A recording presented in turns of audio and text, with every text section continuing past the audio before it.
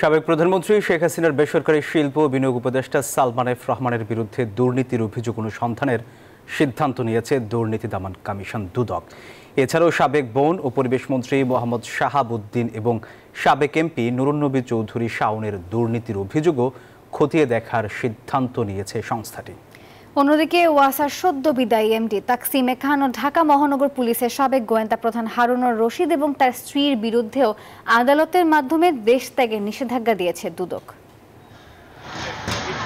গত 5 আগস্ট ছাত্র জনতার আন্দোলনের মধ্য দিয়ে পতন হয় স্বৈরাচারী আওয়ামী লীগ সরকারের। এরপর জুলাই হত্যাকাণ্ড সহ বিগত সরকারের বিরুদ্ধে দুর্নীতির নানা অভিযোগ সামনে আসতে থাকে।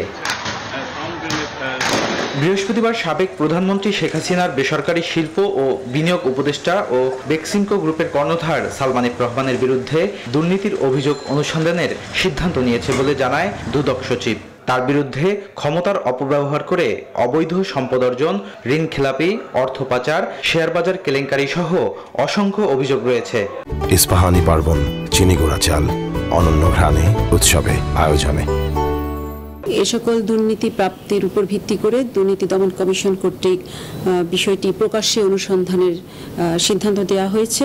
একই দিন আওয়ামী লীগ সরকারের সাবেক বন ও পরিবেশ মন্ত্রী মোহাম্মদ শাহাবুদ্দিন এবং সাবেক এমপি নুরুন্নবী চৌধুরী শাওনের বিরুদ্ধেও দুর্নীতির অভিযোগ অনুসন্ধানের সিদ্ধান্ত নেয় সংস্থাটি। জনাব নুরুন্নবী চৌধুরী শাওন, জনাব মোহাম্মদ শাহাবুদ্দিনের বিরুদ্ধে অবৈধ সম্পদ অর্জনের একটি অভিযোগ পাওয়া যায়। সেই অভিযোগটি প্রকাশ্যে অনুসন্ধানের জন্য কমিশন কর্তৃক সিদ্ধান্ত দেওয়া হয়েছে। এছাড়া ওয়াসার সদ্য বিদায়ী এমডি তাকসিমে খান ও ঢাকা মহানগর পুলিশের সাবেক গোয়েন্দা প্রধান হারুনুর রশিদ এবং তার স্ত্রীর বিরুদ্ধেও আদালতের মাধ্যমে দেশ ত্যাগে নিষেধাজ্ঞা দিয়েছে দুদক। বদরুল আলম শাওন, নিউজ 24, ঢাকা।